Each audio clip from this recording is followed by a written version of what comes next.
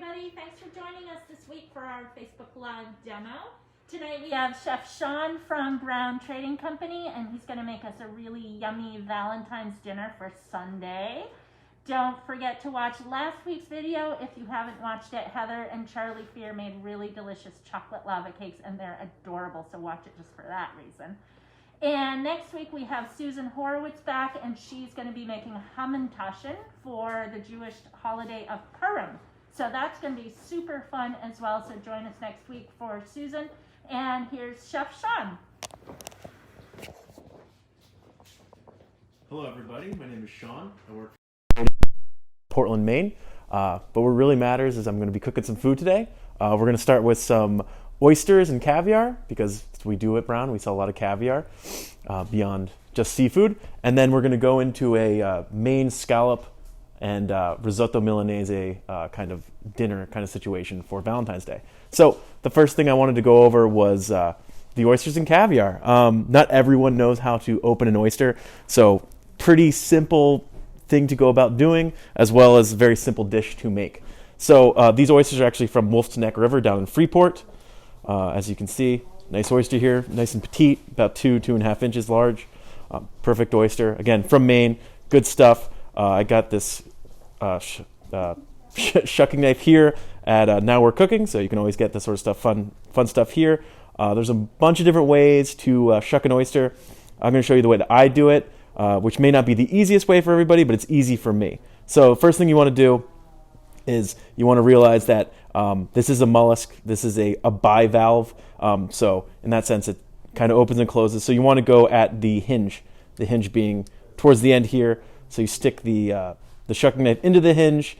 You know, a lot of people do it in their hand. I like to do it in my hand, but we can always go, to be safe, we'll do it against the table here. So you want to get your shucking knife into the hinge as best you can, to the point where, you know, you're not going to destroy it by pushing it in, but you're securely in there. Again, try and be as safe as you can. So once you're in there, as you see here, kind of just twist it, like you see right there. And then once it's twisted, again, this is a bivalve, so the meat is actually touching on both sides. What you want to do is you want to get underneath and just kind of shuck all the way across. And that will actually cut the bivalve from the top, so it's easy, as you can see. Nice right there. Since it's connected on the top, it is also connected on the bottom. So what you want to do is you want to go underneath it, like so, kind of sever that abductor muscle there. And then what they'll do is, not everyone is a great shucker, and they'll actually break the belly, and a lot of restaurants will actually flip the meat here to make it look nicer. So if you screwed up, don't worry about it. It's still going to taste great. Just flip it, and it looks great just like that, as you can see. Nice and briny and delicious and whatnot. If I come over here, as you can see, I shucked about 6 earlier. Again, these are Wolf's Neck oysters. Right here we have a caviar. This is an Italian caviar from Prosecco region in northeast Italy. This is an Osetra sturgeon. We can talk more about caviar later when we're stirring the risotto. But as you can see, nice pearls. Caviar should not taste fishy. It's actually going to taste quite buttery. You don't want to use metal with caviar, because it does take on the flavor of whatever you're using with it. So you want to use a non-reactive metal or non-reactive substance. In this case, this is a mother of pearl spoon, so it's actually made of abalone shell. So what we do is we usually put a little bit on top of each one, and then it looks nice. And you know what? Everyone likes to be classy sometimes, and why not do it for Valentine's Day? So very super easy little appetizer. You know, maybe, you know, it's Valentine's Day, maybe make food together. Maybe enjoy each other's company. Not that you're not already, right? So, you know, something like that, very nice stuff. That's something you can find on our website or around town or whatever you want. But, you know, it's a little fun. You don't always have to use an Osetra caviar. You can use any caviar. You really can use anything. A lot of people do their oysters with cocktail sauce. They'll do it with horseradish. Do it with ketchup. I mean, it's some crazy, crazy stuff. You really can't screw it up as long as you're using fresh, local oysters. I mean, that's the part that matters, right?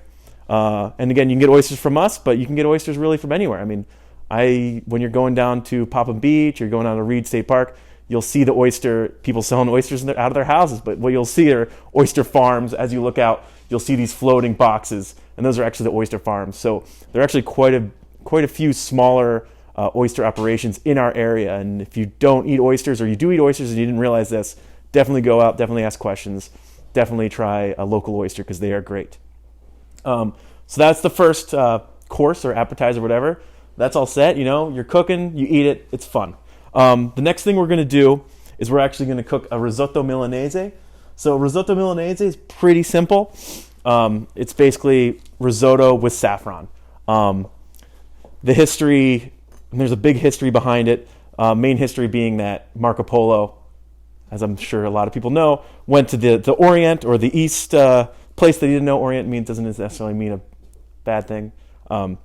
Place of unknown place. But anyway, so he goes out, he brings back rice, he brings back saffron, he brings back all kinds of stuff. And this is actually a very, very old dish that you can find in medieval cookbooks and whatnot. So it does have some old origins. So the first thing we're going to do is, I don't know if you guys have the recipe in front of you or whatnot, but the first thing we're going to do is cut our alliums. Alliums are things like onions and garlic and whatnot. You really can't screw up how you cut it because you're going to cook it so much that you're not going to notice it texturally. It's just going to give it flavor. A lot of chefs will tell you to dice it or brunoise it or whatever. You really can't screw this up. So I'm gonna rough chop this. Super simple because you're not really impressing anyone for Valentine's Day. Or I guess you are trying to impress them, but it's no big deal. So rough cut, nothing crazy. Have fun with it. Cut it however you want. Cut it small. Cut it big. For the garlic here, I'm using 4 cloves. You can use no cloves. You can use 1 clove. You can use 10 cloves. The main thing being that, for me, the more garlic you have, the more flavor you have. But, the more garlic you have, the more your breath smells like garlic. So maybe if you're new with your significant other, maybe you don't use so much garlic. Maybe if you guys have been together for 50 years, maybe use all the garlic in the world because you don't want to, whatever, who knows what you want to do. But at the end of the day, again, rough chop. We're going to do this simple. I could make this a very hard recipe, but I don't want to because that's not as fun.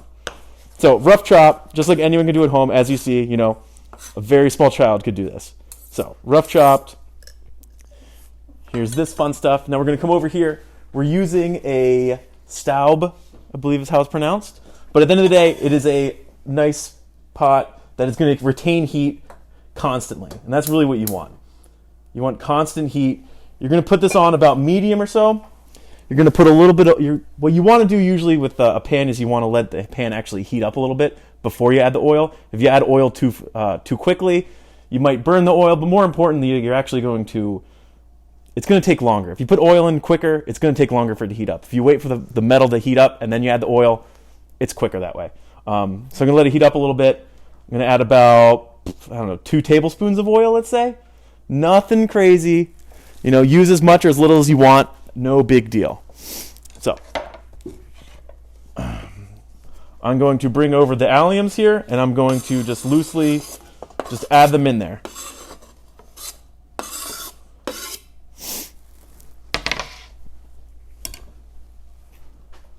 All right. So as I'm doing this, the main idea is just going to be risotto, obviously rice, but what you need to do is you want to constantly stir it. But not more importantly, you want to constantly stir it, but it's going to be rice, alliums, and it's going to be stock. So right now I'm going to use a chicken stock. I like to preheat my chicken stock a little bit to the side, mainly because if you put cold into your risotto, it's going to take longer.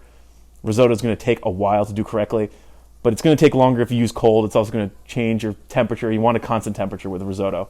So maybe you can't hear it, but it's starting to sizzle a little bit. I'm going to grab you want to use a wooden spoon, because the Italians will tell you to use a wooden spoon. I don't have a better reason than that. So continue with your alliums. Again, I have the stock in a separate stock pot over here. We're going to use a nice saffron here that they sell here at the Now We're Cooking. As you can see, it's great saffron. It's actually Persian saffron. Persian saffron is my favorite. Spanish saffron is okay, I guess. It's not my favorite. But what's cool is there's actually a farm in Maine that does their own saffron. Crazy, I know. I've been trying to buy it for a long time. Not easy to buy. Crocuses don't do too well here in Maine. So I have some saffron in my stock steeping. I also like to toast a couple threads of saffron in with my alliums. So nothing crazy here, just a little bit of threads in there. And I'm just gonna let that toast.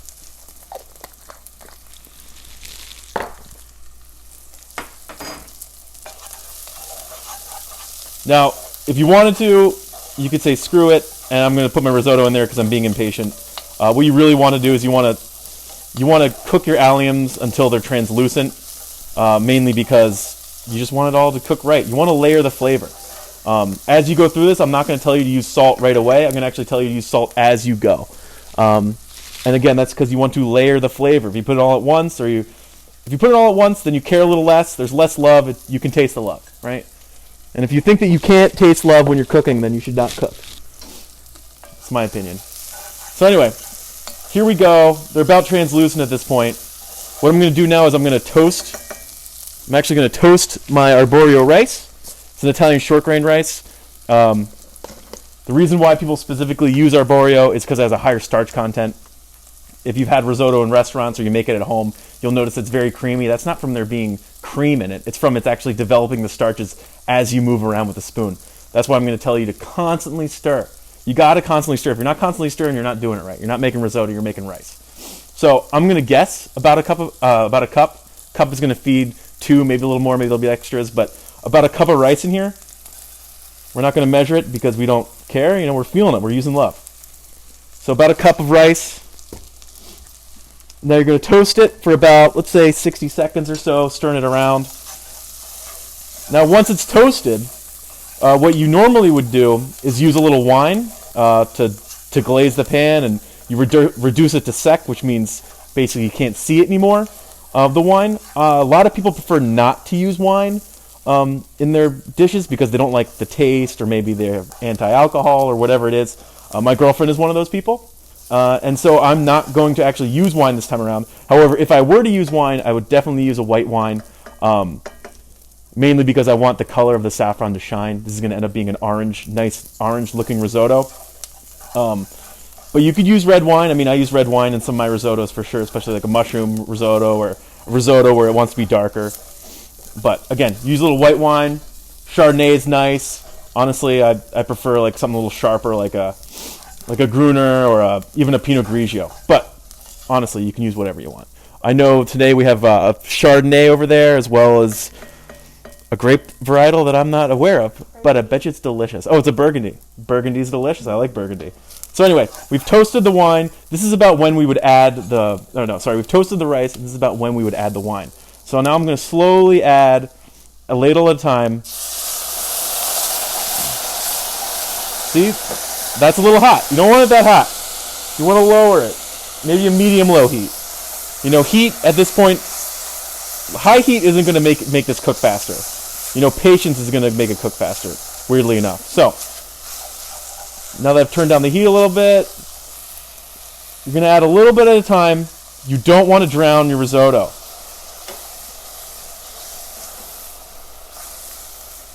Continue to stir. Constant stirring, a little bit of salt. Again, you're layering the flavors, you're paying attention. You're talking to the rice, you're telling the rice how much you love it. You're talking to your significant other, you're like, wow, you look beautiful, or you're so handsome, or whatever it is. They're eating oysters. They're like, what about this caviar, man? This caviar is great. And they're like, oh, it's crazy, man. I talked to this guy, his name's Shawn. He works at Browne Trading. Let me tell you about the caviar that he told me about. So this guy, Shawn, who works over Browne Trading, was telling me, when I bought this caviar Giaveri from the northeast of Italy. He told me it's from Verona, which is the Prosecco region. What's really cool about the farm, or rather the aquaculture, is that it's the oldest aquaculture for sturgeon in the world. They actually started raising sturgeon before it was necessary to raise them, because they are endangered now, and you can only use farm sturgeon for caviar or even the meat. So that's cool. It's the oldest. They actually started out as an eel farm.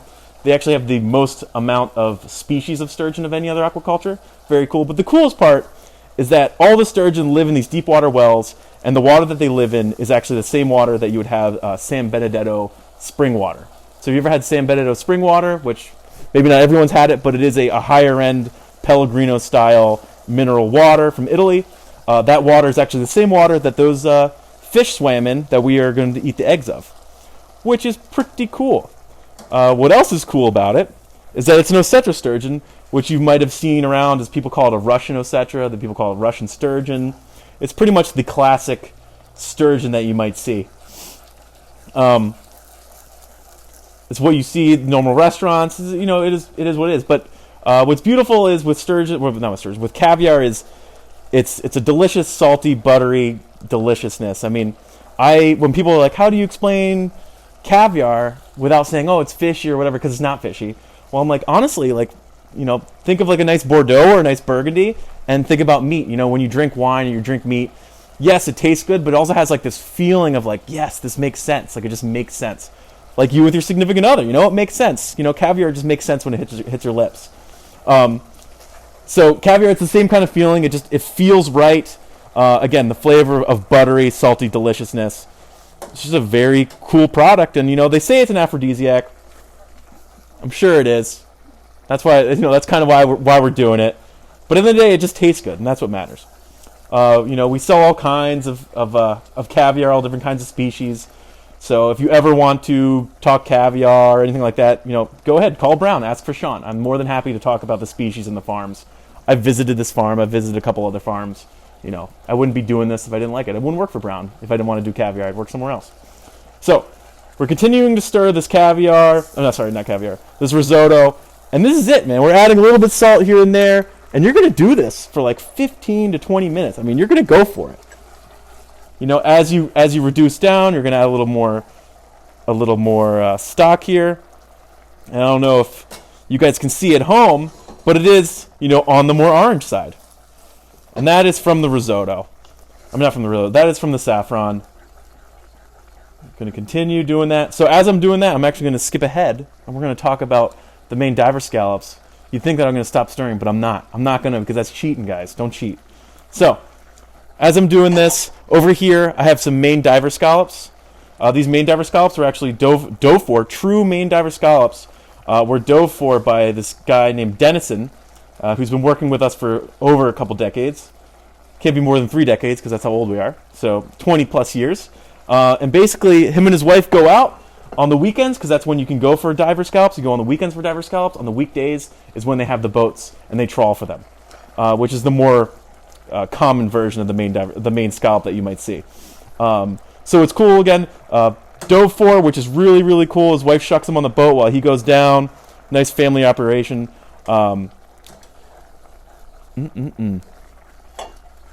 It's fun. So anyway, I lost my spot, guys. That's a cool thing. Maine diver scallops. Oh, they're from Lubec. So I don't know how much farther north you can go than Lubec, guys, without going to Brunswick. So it's a nice clean waters there. You know, it's not quite Bay of Fundy, but we'll pretend like it's the Bay of Fundy. So anyway, here are the 8. So we're doing 8 scallops, because I like to think that 4 scallops a piece is plenty. Obviously, you can do as many or as little as you want. We're actually going to sear them here in a demier pan. It's actually a really nice pan, real nice and heavy. Very heavy pan. You're going to want to use a heavy pan. You honestly can sear scallops in almost any... I mean, I've had a lot of practice, so I can sear them in anything. You're going to have a better chance searing scallops as a new person, or maybe you've seared them before. But if you haven't done them a lot, you're going to have a better chance of doing it well in a heavier steel pan. Or even if you really want to cheat, you can use a non-stick pan. I don't recommend it, because I'm not a huge fan. I think that's cheating. As you can tell, I don't like to cheat. But you can, and it is very easy. So what we're going to do is we're going to turn on our heat for our pan. And I'm going to turn it on. I'm going to start it out high. And again, we're going to do the same thing where we don't want to... you don't want to put the oil in too early. So we're going to wait. We're going to get that hot. In the meantime, again, here are the scallops. I'm going to salt the scallops slightly. And I cheated, and I'm not stirring now, which is cheating. But it is what it is. A little salt in there. So we've salted our scallops. You don't want to use too much salt, because you can always salt it towards the end. But you definitely want to season your food before you sear it.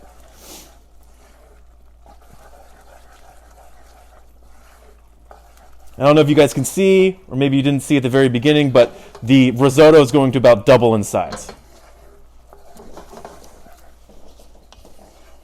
So as I'm doing this, I'm going to actually ask Stacy, our marketing manager from Browne, to come over here and stir the pot, because again, I don't want to cheat.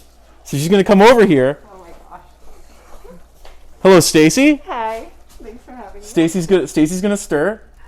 Thank you. Right? And right, so Stacy, you're stirring, and as you stir, as you can see, you're pretty low on your stock, right? So what do? Add a ladle. You add a ladle. See, anyone can do it. Stacy can do it. You can do it, guys. So, I'm just going to grab a paper towel because I always like to wipe out my pan. You know, there could be some salt, there could be some oil, there could be something from the time before. But when you add oil, obviously you don't want any liquid in there besides the oil or anything in there because you're going to have flare-ups. You're going to have a bad time. So, pan is pretty hot. I can feel it. I'm going to lower it to about medium high or so. Now I'm actually going to take it off the heat when I add my oil. Because you might have when it's on the heat and the heat gets a little too close to the oil, you might actually have a flare-up, which is no good. I'm going to just coat the bottom of the pan liberally. So now that it's getting hot, we want the oil to smoke slightly. When it smokes slightly, that means it's hit its smoke point. It's hot enough that you can sear stuff and it won't stick. If you put it in too early, it's going to stick. It's not going to sear. You also don't want to put too many in there because the more you put in there, the more you're going to steam out the scallops. We want a good sear on this because, yes, scallops are always delicious, but when they have a good sear, they're the best. So if you look really closely, you guys might not be able to see it, but there is some smoke, some white smoke. Black smoke's no good. White smoke. See the smoke? So what I'm going to do is I'm actually going to take the pan off, and when I take the pan off, I'm going to, one at a time, add the scallops. And again, if you put in the scallops as you're next to the heat, you're going to have a flare-up, you're going to have fire, and if you do that, you're going to have it's not going to taste good. It's not going to taste good. Flare-ups in your oil, no good. It tastes like motor oil. And in the restaurants, they'll make you throw it out. So I'm only going to fit 7 in there because I'm not going to overcrowd my pan. Because I'm going to listen to me. So, nice and slow. There's no rush here. I have a nice fish spatula. This is the best spatula. I know they sell these here. If you don't have one of these at home, you better come here and buy one because you don't know what you're doing. All right, no offense, but you guys need a fish spatula. So we're just going to make sure that as much as possible, as much surface area of the scallop on the one side is touching the pan as possible. So what I like to do is I like to put the fish spatula on top, and you can actually feel like the scallop searing on the bottom as you do this. So what you want to do is you want to touch it, push it down until you don't feel it bubble anymore. That bubbling underneath that you might feel is actually water or liquid releasing and just kind of the oil taking that away. The less you have of that bubbliness, the better sear you're going to get on the scallops. So again, be very patient. Don't move your scallops around. Have faith in yourself. You're doing great, Stacy. It smells really amazing. Yeah, turn your smell-o-vision on, guys. It smells really good. You know, it'd be really embarrassing if I flipped these and it didn't sear. That would be funny. And then everyone can call me up at Browne and be like, hey, not that great. You know what? I bet against you. So, continuing, just letting it do its thing. Again, no rush. I prefer my scallops, honestly, more of a medium, maybe even medium well. I really like it when on the very insides it's still kind of cold. Because scallops you can eat raw as long as they're fresh. And it's main season, and if they're not fresh, that's crazy. So what I'll do is I'll cook it 90% on one side, and then towards the end, you'll see. We're going to cook it 90% on one side, and then we'll get there. Let's not get ahead of ourselves. How's it taste, Stacy? You're tasting your food as you go, right? Oh, I haven't. I'm just adding the saffron. There you go. Tiny bit at a time. Give it a little taste with that spoon. What's the texture? What's the tooth of the risotto? So you want to taste your risotto as you go. Maybe not at the very beginning, but you definitely want to taste it.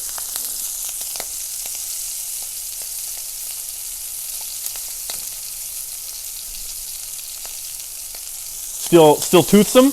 Yes. All right, so keep on going. But what a good flavor. There you go. So what I like to do at the end here is I put a little tab of butter in there. Oops. A little tab of butter in there. And the reason you put the tab of butter in there is because there's lactic acid inside the butter. If for some reason you screwed up your scallops and your scallops are actually stuck, the butter will help take it off. And also, who doesn't like butter? So a little bit of butter in there. As you see, they're moving around. Then I like to shake it around a little bit. Oh, would you look at that? They seared. Maybe a little burn a little bit. I got a little cocky, but it's fun. So anyway, I let it kind of sit there a little bit. You can let it sit there as long or as little as you'd like. Grab a plate. Because everyone knows you got to dirty all the plates when you're cooking. If you're not, you don't know what you're doing. So,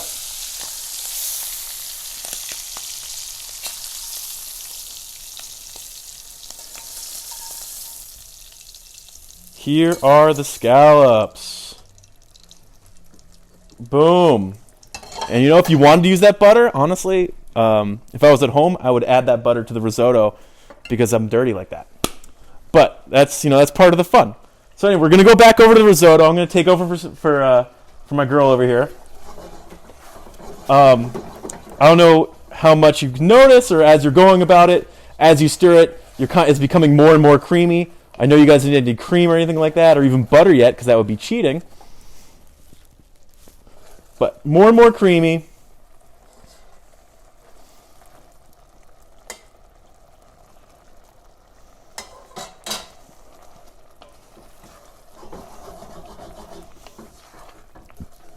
I'm probably about 5 minutes out, maybe.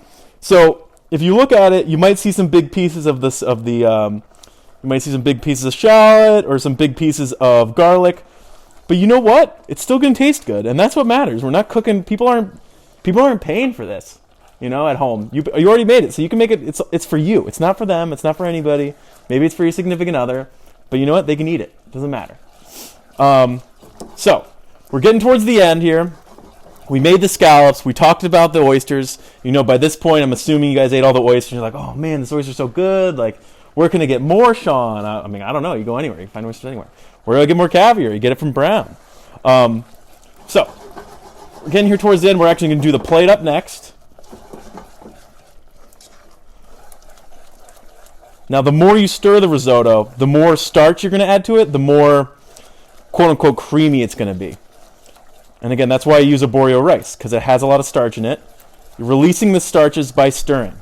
Same with if you make bread at home. You know, the more you knead the dough, the more gluten you develop. So you want to you're developing gluten, you're developing starches.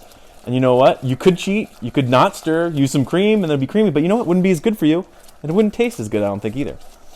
So anyway, I'm towards the end here. You can use as much butter as you want, but I'm actually going to use probably, I don't know, 3 ounces here of butter there at the end, because it's good. Stacy, when you tasted it, how was the salt content? It could use a sprinkle of salt. A sprinkle of salt. So I'm going to trust her. I don't know why, but I'm going to trust her, guys. Just a little bit of salt.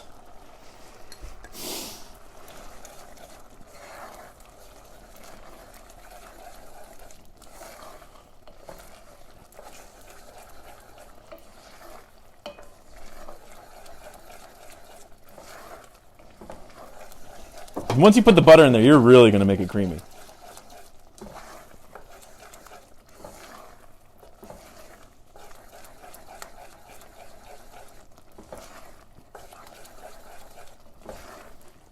All right, couple plates. Make sure I don't trip on anything. See, we got dirty all the plates. Like I said, if you're not dirtying all the plates, then what are you doing in the kitchen? 2 plates, right? 2 people. Unless you have some friends over, maybe your kids are invited to your Valentine's Day dinner. I don't know why. If I were you, I'd send them away. Guess you can't send them away to too many places, but it's cold outside. They'll be fine. Send them outside. All right. Now with the risotto, you don't want it to be too... You don't want it to... When you put it on the plate, you want it to kind of spread out. You don't want it to lump up. You want it to have some liquid in there for sure.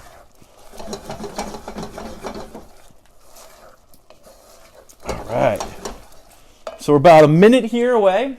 I'm going to use some sort of a serving utensil. Boom, serving utensil. These are actually really nice. What are these? Do you guys sell these? These are nice. These are Rosley. Rosley. These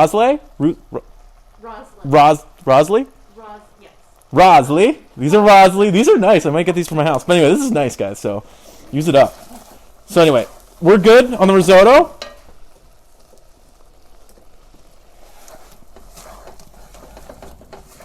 It smells amazing. Smells pretty good. Ditto. Not gonna lie, guys. Smells pretty good. So last thing I'm gonna do is I'm gonna grab a towel because I don't want to burn myself.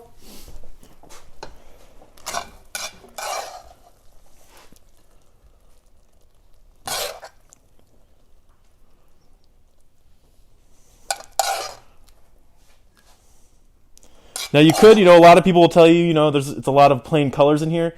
You know, throw a little green in there. Throw some chopped parsley. Throw some dried whatever. I mean, you got to have something in the fridge that's green. I mean, you can even use carrot tops. It doesn't really matter. But, you know, sometimes it's nice to see a little green, a little fun going on there. Here we go, a little risotto, being a little scallop action.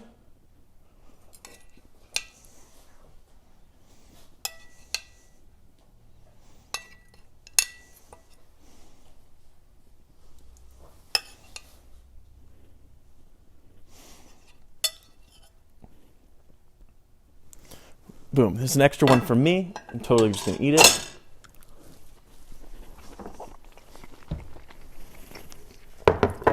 There you go. Risotto Milanese with Maine diver scallops and an appetizer of Maine oysters with Italian caviar. I mean, I don't know. If that's not going to impress your significant other, I don't know what will. Cheers. All right. We're oystering, folks. What will?